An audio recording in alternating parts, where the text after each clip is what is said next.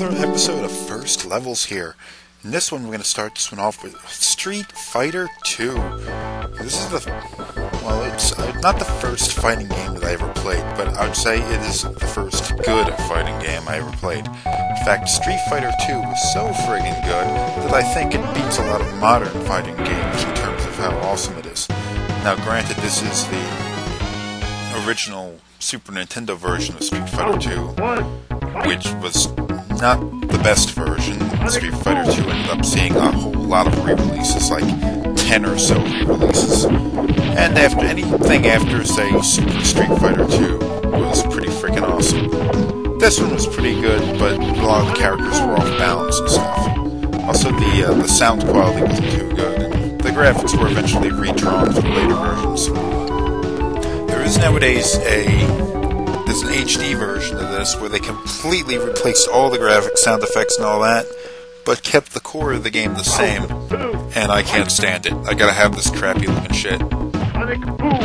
Here we go, pick my boy Guile, fighting Blanca. The characters in this game were so weird and wacky. I mean, Blanca's this green dude that shoots electricity and all that. There's an Indian guy that shoots fire out of his mouth. It's awesome. Oh, won that fight. There weren't really levels in this game, so I just picked up the normal game and just went through the first fight.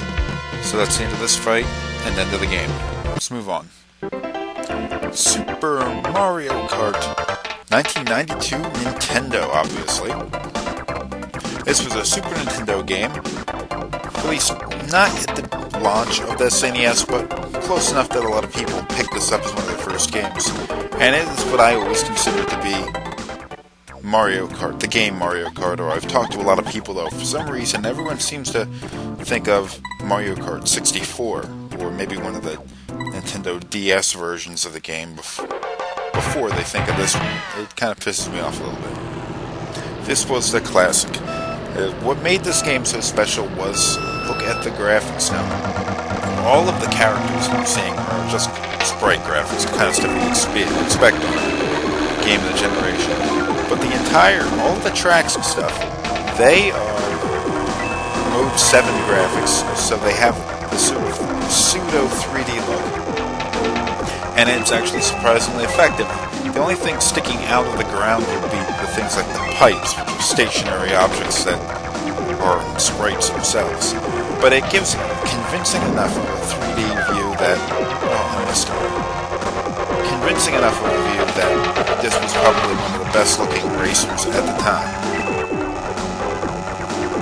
Unfortunately, I'd forgotten just how easy this was. I just fired this thing up and decided to take one race for it, and then I just immediately kicked the ass of everyone I'm racing against. This was a two-player game, although I'm playing the single-player race right now. I guess you would call this the medium setting. A more difficult setting becomes available after you finish all of the races. There's also something that I liked even better than the races, which was the battle mode. Or I forget what it was called. But you put you and the second player against each other, and you picked up items and you just shot each other, and the person who scored the most won. And it was awesome. That's what I really remember, though, when I think of Super Mario Kart.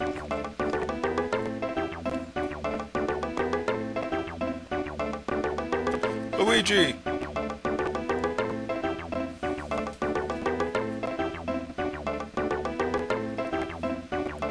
Of course, you gain points for winning the race, and the person who has the most points at the end of the season wins.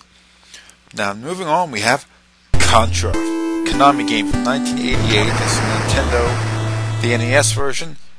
It is pretty freaking awesome, so let's check this out.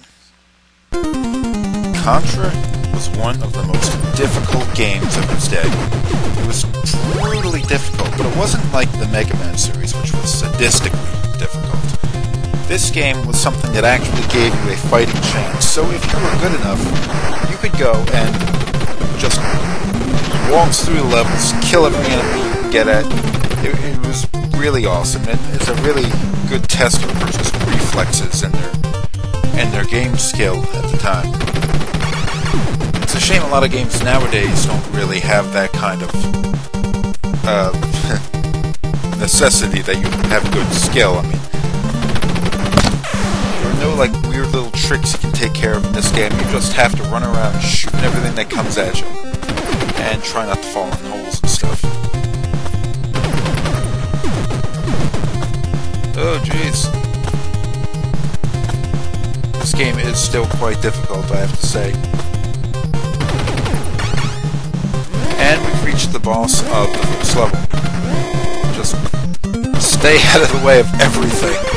Jump around like a lunatic. And make sure you kill everything. One down.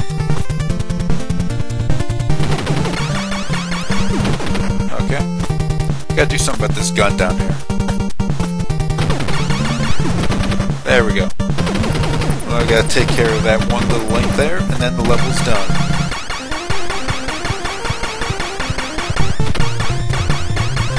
Ooh, got it. That's the end of this level. It's the end of Contra, and the end of the episode. So thanks for watching, and goodbye.